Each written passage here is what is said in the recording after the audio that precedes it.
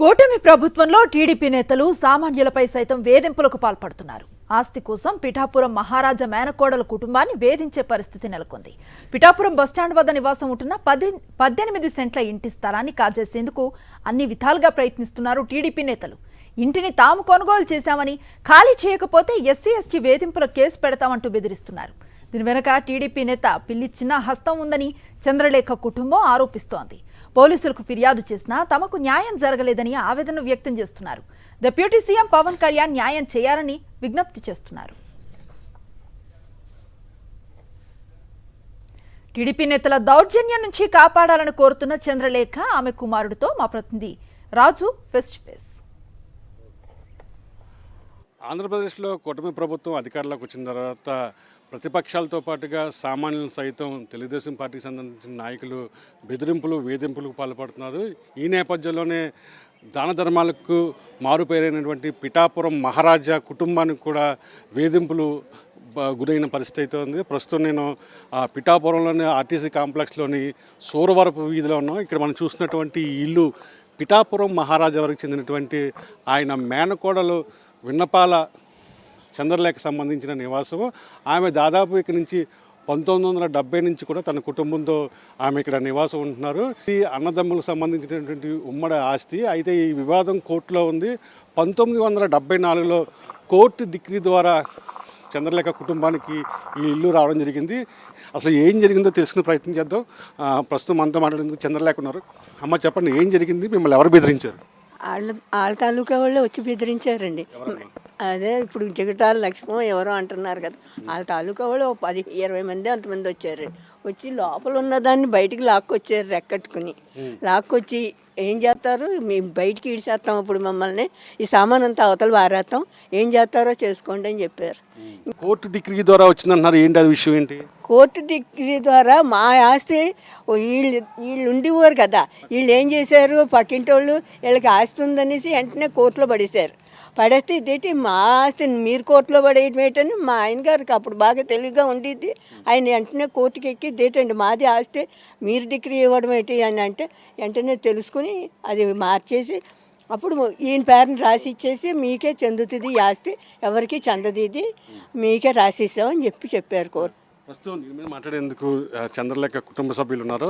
చెప్పండి, ఎవరు మిమ్మల్ని వేధించారు? ఆ వేధించిన వాళ్ళ వెనకాల ఎవరున్నారంటారు? పిఠాపురం తెలుగుదేశం నాయకుడు పిల్లి చిన్న గారు ఆధ్వర్యంలో జగటాల లక్ష్మి గారని, జగటాల లక్ష్మి గారు నేను కొనుక్కున్నానని ఒక డూప్లికేట్ డాక్యుమెంట్ తీసుకొని సృష్టించి మా మీదకి వచ్చారండి.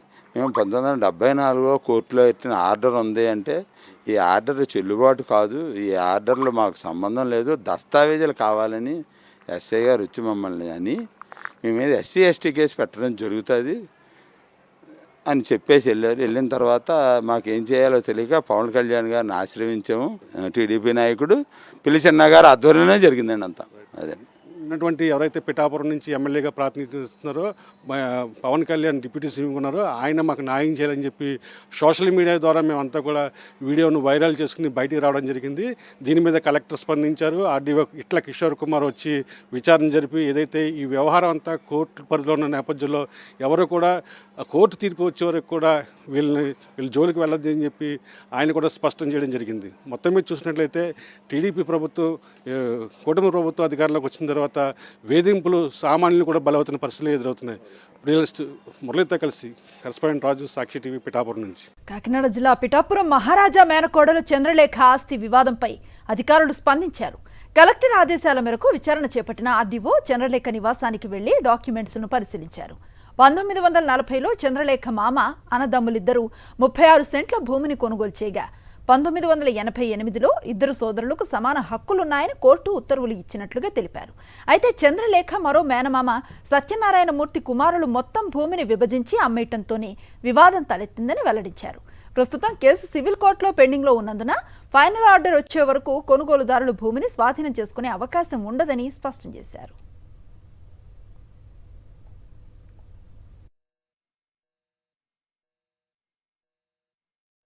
ఎవరైతే ఈ చంద్రలేఖ గారు ఉన్నారో వాళ్ళ యొక్క మామగారు అంటే ఏమో మేనకోడలు అవుతుంది రంగారావు గారు, తర్వాత సత్యనారాయణమూర్తి గారు అని వాళ్ళిద్దరు కజిన్ బ్రదర్స్. వాళ్ళు 1940లో ఈ స్థలం 36 సెంట్స్ అప్పుడు కొనుగోలు చేయడం జరిగింది. అది కూడా ఒకరి పేరు మీద కొనుగోలు చేయడం జరిగింది. సబ్సిక్వెంట్గా 88లో కోర్టు కూడా ఇద్దరికీ ఈక్వల్ షేర్ ఉందని చెప్పేసి ఆర్డర్ ఇవ్వడం జరిగింది. కానీ సత్యనారాయణ మూర్తి గారు 36 సెంట్స్ మొత్తం కూడా నాదే అని చెప్పేసి అతను వీల్ నెంబర్ రాయటం ద్వారా వాళ్ళ యొక్క పిల్లలు, తర్వాత వాళ్ళ వైఫ్, వాళ్ళు కొంతమంది వ్యక్తులకి, బయట వ్యక్తులకి అది పార్టీషన్స్ చేసి అమ్మేయడం జరిగింది. ఇది ఇప్పుడు సివిల్ కోర్టులో కూడా, అంటే మన జూనియర్ సివిల్ జడ్జి కోర్టులో కూడా ఇష్యూ పెండింగ్ ఉంది. కోర్టు ఆర్డర్స్ ఏదైతే ఫైనల్ ఆర్డర్స్ వస్తాయో దాన్ని బట్టి యాక్షన్ తీసుకోవడం జరుగుతుంది. అప్పటి వరకు ఇక్కడ ఎటువంటి యాక్టివిటీ చేయడానికి వీలు లేదు. వాళ్ళకు కూడా ఎవరైతే కొనుగోలు చేస్తారో వాళ్ళకు కూడా చెప్పడం జరిగింది. కోర్టు ఫైనల్ ఆర్డర్ ఇస్తుంది.